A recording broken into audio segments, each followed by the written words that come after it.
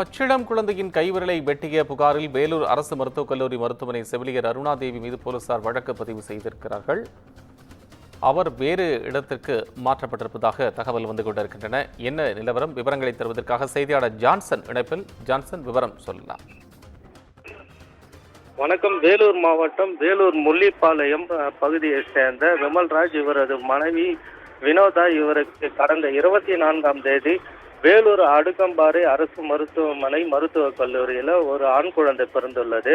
இந்த நிலையில நேற்று குழந்தையின் கையில் குளுக்கோஸ் ஏற்றுவதற்காக ஊசியை செவிலியர் அருணாதேவி என்பவர் மாற்றுவதற்காக குழந்தையின் வலது கையில் ஒட்டப்பட்டிருந்த டேப்பை கத்திரிக்கோலை பயன்படுத்தி கட் செய்த பொழுது குழந்தையின் வலது கையில் கட்டை விரலை சேர்த்து கட் பண்ணியுள்ளார்.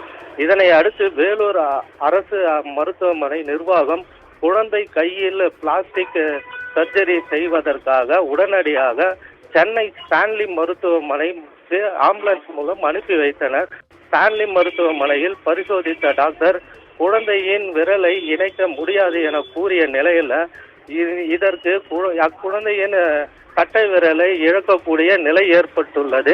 இந்த நிலையில குழந்தையின் உறவினர்கள் அளித்த புகாரின் அடிப்படையில் செவிலியர் அருணாதேவியின் மீது வேலூர் தாலுகா காவல்துறையினர் அஜாக்கிரதையாக செயல்பட்டது என்ற பிரிவின் கீழே வழக்கு பதிவு செய்துள்ளனர். மேலும் அலட்சியமாக செயல்பட்ட பச்சிளம் குழந்தையின் வலது கையின் கட்டை விரலை வெட்டிய செவிலியர் அருணாதேவியின் மீது கடுமையாக நடவடிக்கை எடுக்க வேண்டும் எனவும், நடவடிக்கை என்ற பெயரில் அதாவது குழந்தையை தீவிர சிகிச்சை பிரிவில் பணியாற்றி வந்த அருணாதேவி நோயாளிகளுடன் நேரடி தொடர்பில்லாத பிரிவிற்கு மாற்றம் செய்யப்பட்டுள்ளார். அலட்சியமாக செயல்பட்ட செவிலியர் அருணாதேவி மீது கடுமையாக நடவடிக்கை எடுக்க வேண்டும் எனவும் உறவினர்கள் கோரிக்கை விடுத்துள்ளனர். விவரங்களுக்கு நன்றி ஜான்சன்.